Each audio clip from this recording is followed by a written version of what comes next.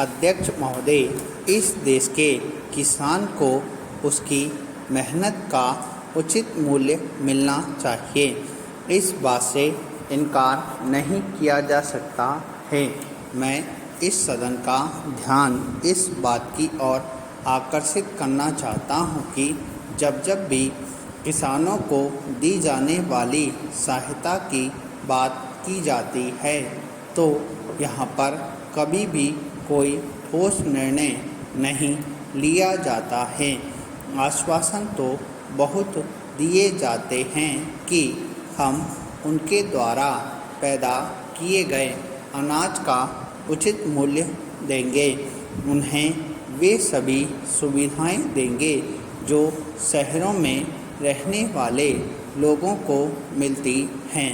किंतु मुझे दुख के साथ यह कहना पड़ता है कि इस सदन में दिए गए आश्वासनों को कभी पूरा नहीं किया गया है।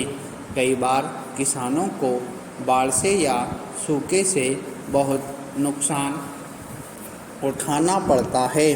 उस समय सरकार की तरफ से उनको पूरी सहायता नहीं दी जाती है।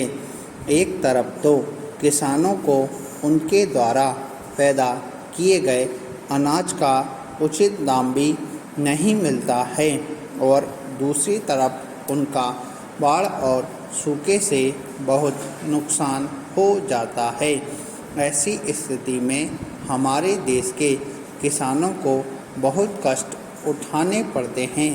मान्यवर महाराष्ट्र में किसानों के आंदोलन की बात हम सुनते हैं।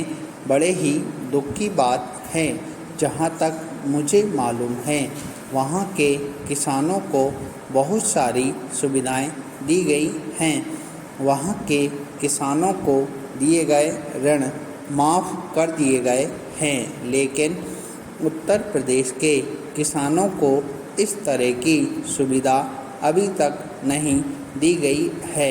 मैं महाराष्ट्र के किसानों से निवेदन करना चाहता हूँ कि जो कुछ उनको दिया जा रहा है उससे उन्हें संतुष्ट होना चाहिए और देश के विकास में पूरी तरह से हिस्सा लेना चाहिए। मैं कृषि मंत्री जी से भी प्रार्थना करना चाहता हूँ कि वे देश के प्रत्येक राज्य के किसानों को दी जाने वाली सहायता के विषय में जानकारी प्राप्त करें और ऐसा उपाय निकालें जिससे किसी को भी यह शिकायत ना होने पाए कि अलग अलग राज्यों में अलग अलग तरीके से किसानों की सहायता की जा रही है।